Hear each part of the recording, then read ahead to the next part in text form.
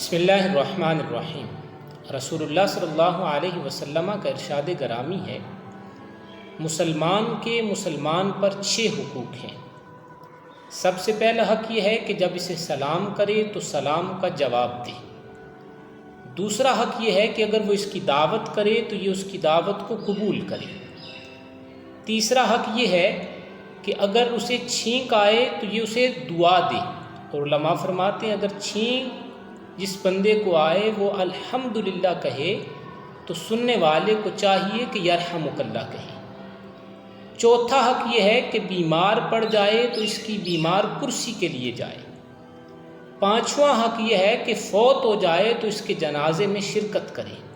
اور چھٹا اور سب سے اہم حق، اور اگر اس حق پہ عمل کر لیا جائے تو ہمارا معاشرہ امن و سکون اور محبت کا گہوارہ بن جائے۔ کیا حق بیان فرمایا اس کے لیے وہی پسند کرے جو اپنے لیے پسند کرتا ہے۔ اللہ ہم سب کو ان تمام حقوق کا خیال کرنے کی توفیق عطا فرمائے۔ السلام علیکم ورحمۃ اللہ۔